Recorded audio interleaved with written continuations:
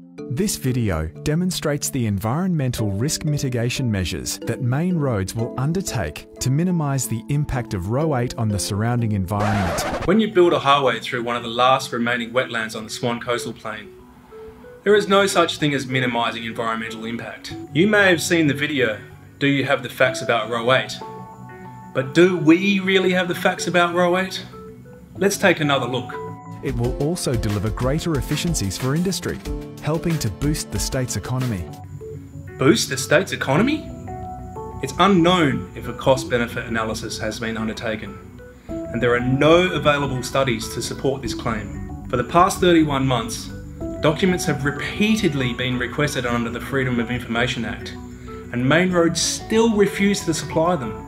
Row 8 has received state and Commonwealth conditional environmental approval. In their September 2013 report, the Environmental Protection Authority stated the construction of Row 8 through the Beeliar Regional Park would be extremely difficult to be made environmentally acceptable, and that every effort should be made to avoid this. As well as heritage consent from the Minister of Aboriginal Affairs. Yeah, Peter Charles Collier, the non-Aboriginal Minister for Aboriginal Affairs. But no consent has been given by the traditional custodians, who rightfully should have ownership of these lands, and they are currently protesting the construction of Row 8. Participation in the early stages of Row 8's development gave community and stakeholders the opportunity to contribute to the concept design process. The consultation process was fundamentally flawed. Logan Howlett, Mayor of the City of Coburn, has stated, "Public consultation with regards to Row 8 focused only on one option, to build Row 8. There were no other options put forward to be considered by the community. Even the City of Melbourne, supporters of Row 8, conceded that they were not consulted until well after the project was announced. And the Maritime Union of Australia said that stakeholders in the freight sector had not been consulted either." Best practice environmental management measures is the construction of a top-down bridge through Row Swamp. This top-down bridge is only for two small sections of the highway.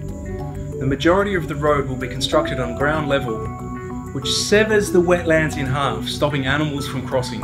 To offset the 97.8 hectares of native vegetation impacted by the project, our state government will acquire 523 hectares of land for conservation.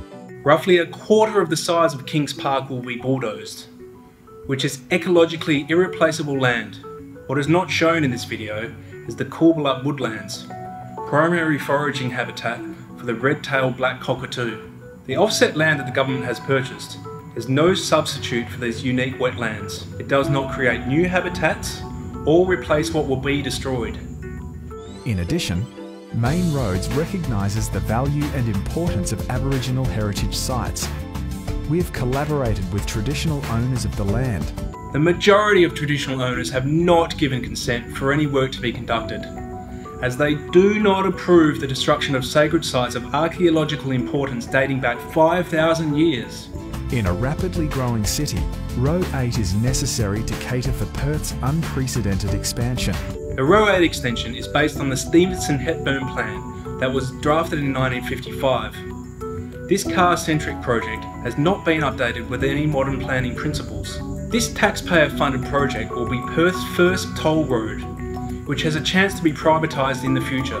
When completed, Row 8 will result in safer, more livable local communities.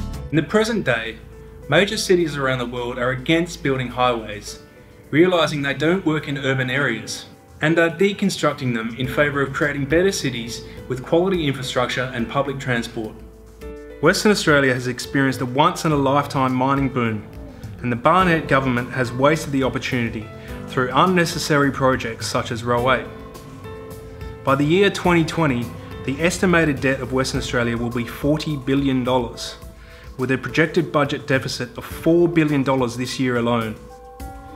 The Row 8 extension will cost $500 million, and the entire Perth Freight Link will cost close to $2 billion. This is taxpayers' money that was committed without a business plan. All this may seem a little confusing. There are many contradictory messages.